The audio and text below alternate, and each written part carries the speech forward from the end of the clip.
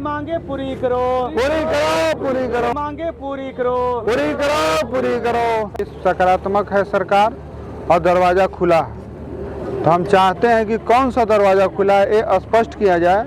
एक वहाँ पर असमंजस का स्थिति क्रिएट किया गया है कि बयान आ रहा है सकारात्मक और काम हो ही नहीं रहा है, और यहाँ मोराबादी में स्थिति है नकारात्मक।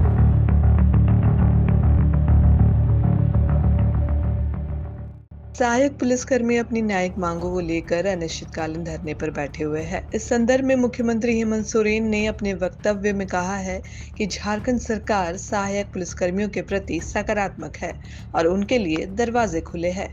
सरकार बातचीत करना चाहती है। इस पर सहायक पुलिसकर्मियों का कहना है कि अगर सरकार वास्तव में सकारात्मक है और संवेदनशील है तो इस समस्या के निदान हेतु स्पष्ट नीति क्या है। अगर दरवाजा खुला है तो किस तरह का दरवाजा खुला है, हम लोग किसके माध्यम से इस दरवाजे पर पहुंच सकते हैं। हम लोग विगत 1-2 दिन पहले जो मीडिया के माध्यम से यह वक्तव्य सुनने को मिला कि सकारात्मक है सरकार और दरवाजा खुला है। तो हम चाहते हैं कि कौन सा दरवाजा खुला है ये स्पष्ट किया जाए, कि हम उनके आवास पर जाएं, कि उनके घर पे गांव पे जाएं, कि विधानसभा जाएं, प्रोजेक्ट भवन जाएं, सीएम सचिवालय जाएं। कौन सा दरवाज़ा खुला है सरकार ये स्पष्ट करे। कब जाएं, कैसे जाएं, किसके माध्यम से जाएं, क्या पहल की है सरकार, क्या उसके अंदर चल रही है, ये तमाम सवाल सहायक पुलिसकर्मियों के मन में चल रही है। तो एक वहाँ पर असमंजस का स्थिति क्रिएट किया गया है कि बयान आ रहा है सकारात्मक और काम हो ही नहीं रहा है, और यहाँ मोराबादी में स्थिति है नकारात्मक। तो इसलिए हम लोग सबों के मंशा यही है कि सरकार स्पष्ट करे कि कौन सा दरवाज़ा खुला है, उस दरवाज़ा पर कब आना है, कैसे आना है, किसके माध्यम से आना है, हम ये स्पष्टता चाहते हैं। जब उस दिन आप लोग विधानसभा घेराव करने के लिए गए थे तो आधिकारिक तौर पे किसी से बात हुई थी या? विधानसभा घेराव के दौरान 5 से 7 प्रतिनिधियों को विधानसभा के अंदर ले जाया गया। वहाँ पर गृह विभाग के प्रधान सचिव बंदा डाडेल मैम थी और सीएम के प्रधान सचिव अविनाश सर थे। उनके समक्ष हम लोगों के बात रखने का अवसर मिला, एक दूसरे के आदान प्रदान हुआ, विचारों को विषयों को सुनने जानने का वातावरण का निर्माण हुआ।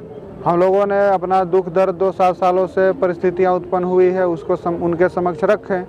तो उनके तरफ से एक आश्वासन ही बाहर निकल कर आया कि स्थिति हम समझ रहे हैं, आंदोलन करना आपका अधिकार है, लेकिन सरकार के जिस दिन बात हो रही थी मंत्रिमंडल का विस्तार नहीं हुआ था, तो इसलिए मंत्रिमंडल का विस्तार होने का वेट कीजिए और आपका बात वाजिब जो जिन्विन मांगे हैं सीएम सर से हम बात करके एक उत्तम और अच्छा पहल करके निराकरण के विषय में आगे बढ़ेंगे।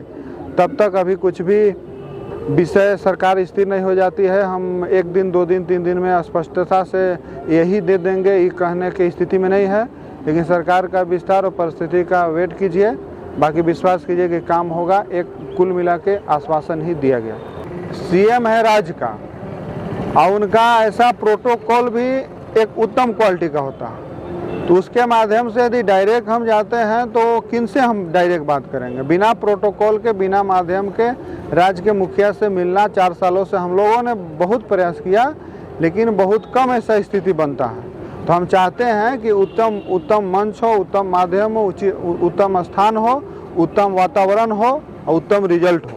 आप लोग राजभवन का घेराव करने के लिए कुछ दिन पहले निकले थे, तो क्या सीएम आवास का घेराव करने का कुछ इरादा है?